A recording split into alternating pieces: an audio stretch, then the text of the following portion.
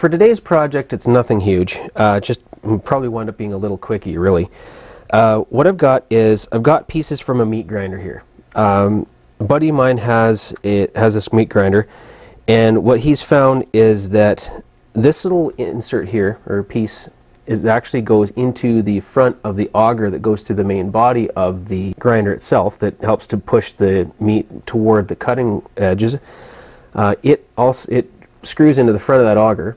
It's also got a square drive here that drives the 4 knives that work against this hole plate, and unfortunately, as you can see, it's kind of worse for wear. This journal down here has been worn. Not only it's too small, but actually off center, quite badly actually.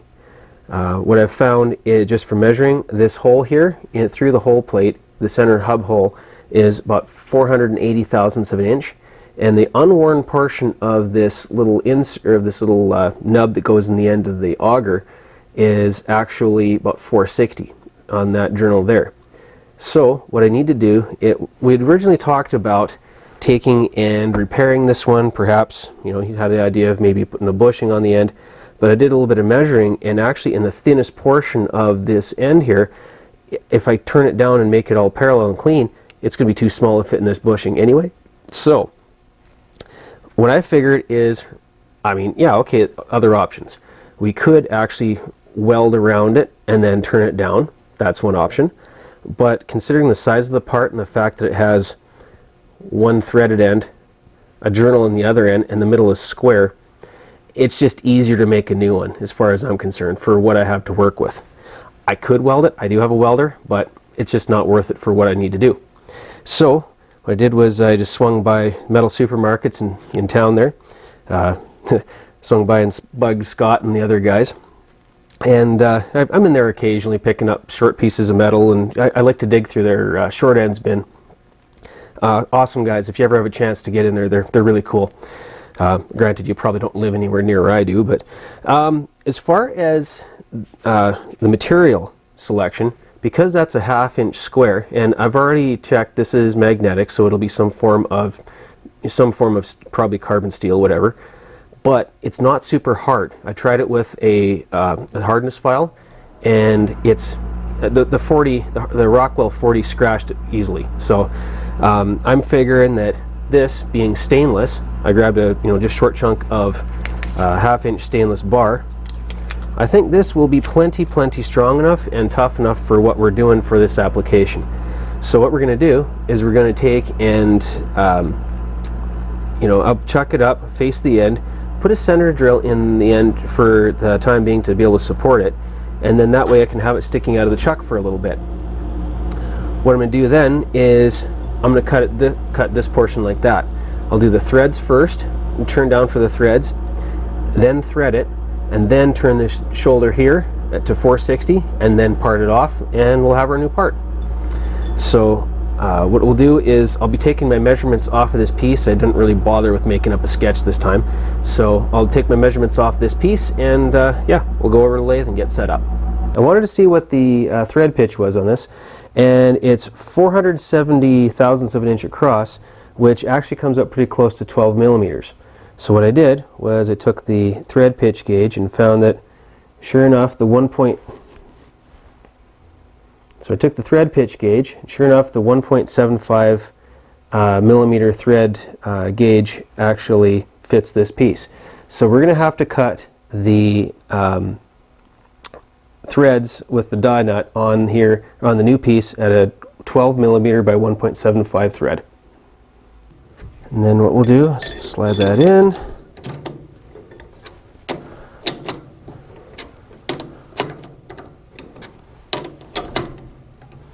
Now I'm just looking, because it's a square piece, I can actually, and it's small, I can look right on the jaws themselves. And I can tell I have to come this way a smidge just to start with. As far as just trying to center it on the jaws themselves there. In this direction, I have to go that way.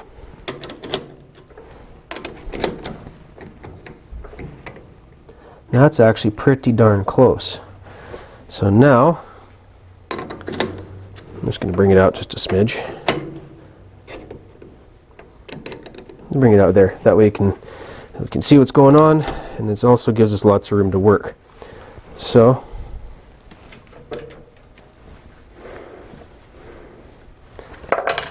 out comes the indicator.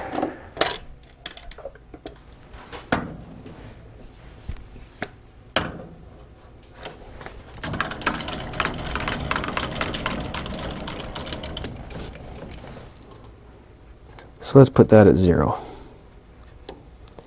We're indicated.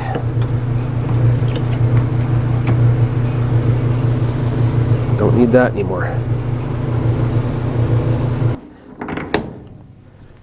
All right, now we can crank it up. Let's go for 1,000 for now.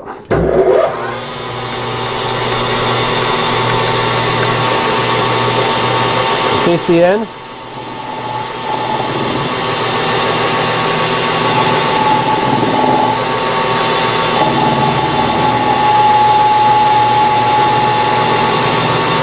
It's interesting because you can hear that interrupted cut. Just about. I'll take a bit more.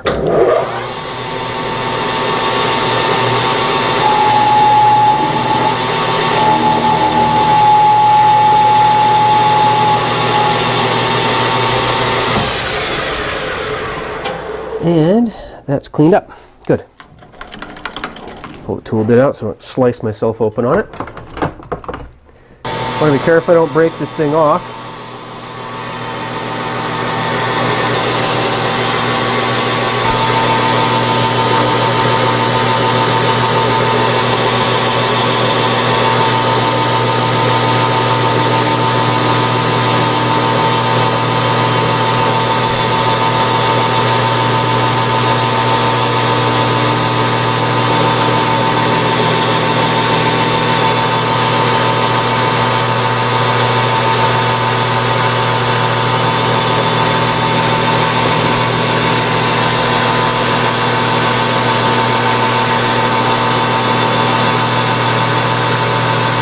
There. That'll suffice.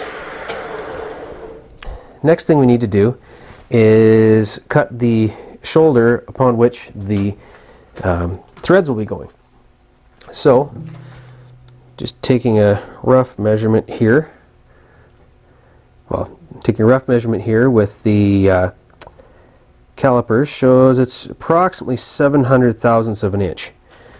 700 thousandths of an inch long is the journal where the threads are cut in.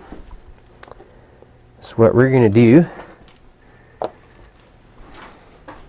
is use our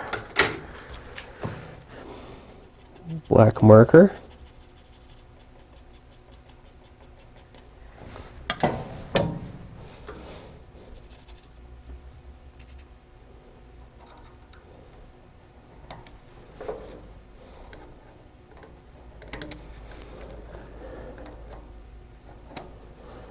And as you can see, my guess was actually pretty bad.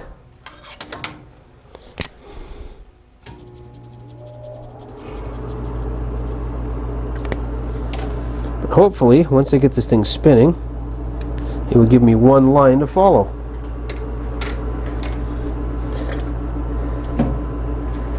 What I also need to know is what diameter to turn it to.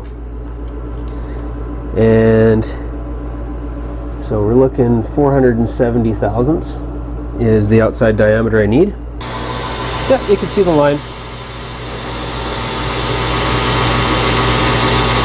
Now this could prove tricky with the live center, but we'll see how this goes.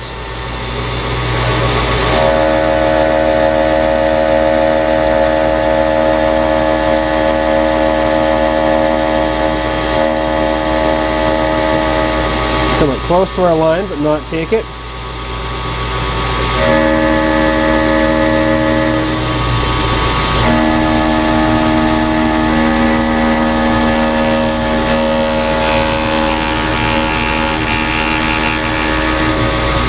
Interrupted cuts always sound kind of interesting.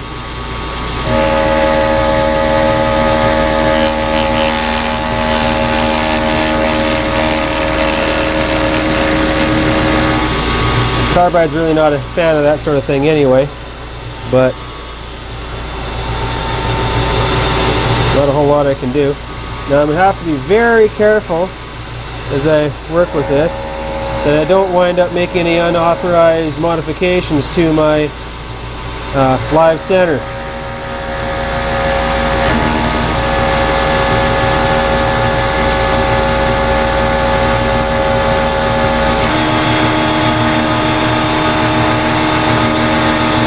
I'll come up close.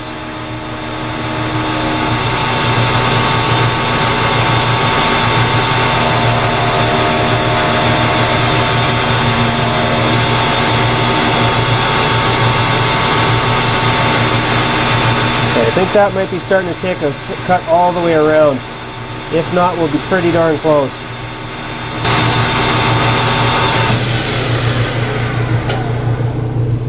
Yeah, we got to be close. 5 thou. Got 5 thou on radius. I guess surface finish isn't stupid critical here because I'm going to thread it anyway.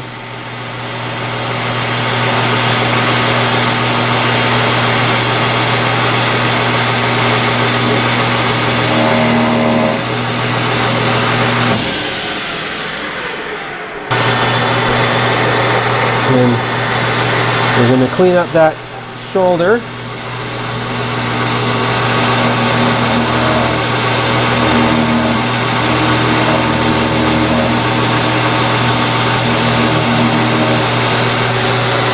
It's always a bit of a trick trying to blend a shoulder. Okay, and gently apply a little bit of pressure, and we are now with the handle. We're now perpendicular into the work. So we take our tapping fluid and give ourselves a little bit of goo. Okay, now again using a wrench on the chuck jaws rather than the chuck key in the chuck hole.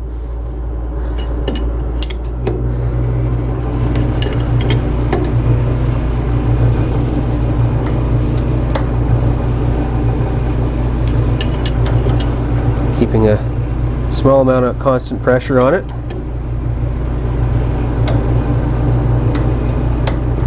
Except for chip clearing. I've worked my way slowly along here and back and forth, nice and slow. Stainless steel is actually kind of tough to work with in certain situations, in certain parts of it. It's kind of tricky sometimes. So what I've done is I've just a little bit forward, back, clear the chips, a little bit forward, back, clear the chips. Work my way along. It took a little while. Actually had to go offload the camera card as well, which actually turned out to be pretty well because when I was upstairs unloading it, I heard my son start to cry and, well, he needed his feeding. It was about 10 after 11 at that point when he needed to be fed. So at least I was able to do that while I was in the house. Got the monitor out here just watching him.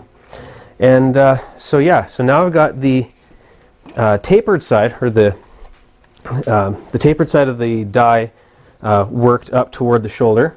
Now what I'm going to do is spin this off. We're going to take undo the screw, pull the die out, flip it over, and we're going to use the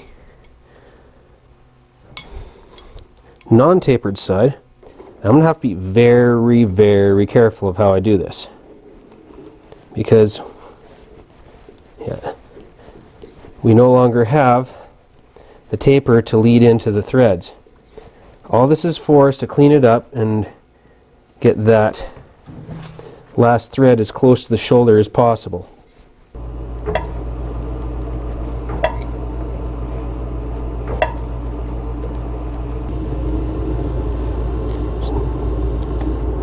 Just about there.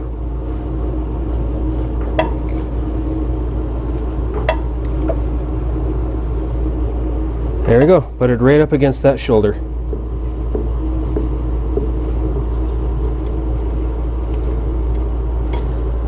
There we are. The tapered portion here, before it hits the tapered portion, The minimum length is, well, roughly 250 thou, so roughly a 1/4 inch. I also did a quick measurement on that angle down to the journal, and it's approximately 55 degrees. A little bit of wannabe marking compound. Again, this is a piece for a meat grinder. As John would say, you know, it's not the end cap for a nuclear reactor. Let's take it in and touch off.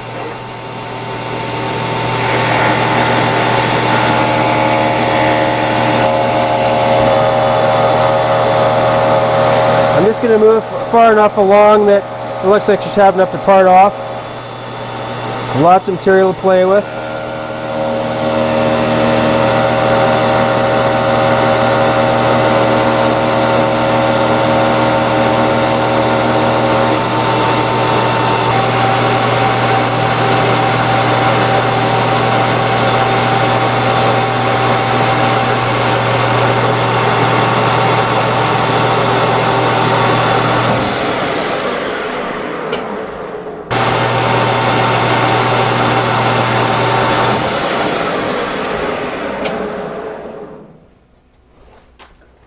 Actually, it's not a horrible surface finish.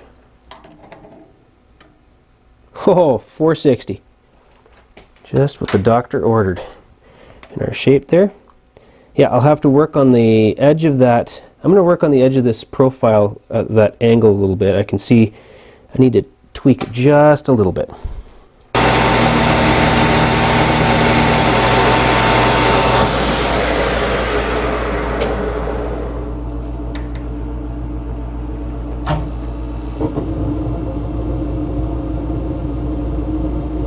Yeah, there we go.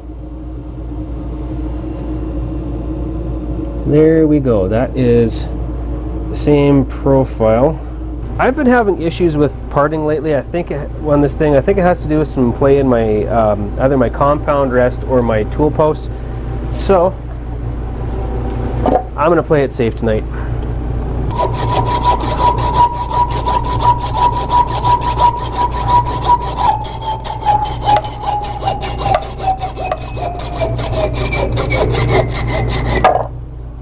There we go.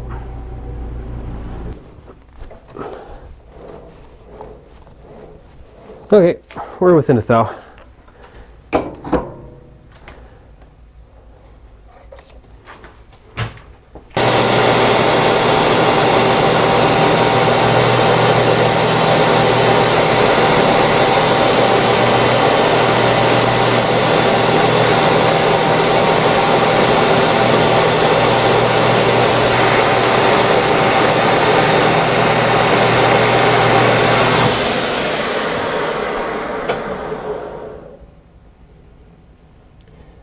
And I'm going to call that close enough just to make sure we have enough material.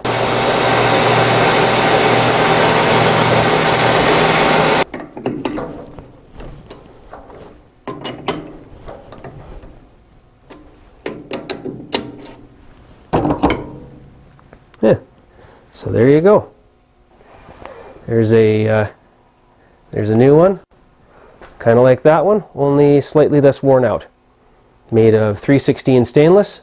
Well, I know this is sort of a small project and not just a small piece for a friend of mine, but it's all I have for this week. Thanks for watching, thanks for subscribing, and please by all means click the like button if you liked what you see. See you next week.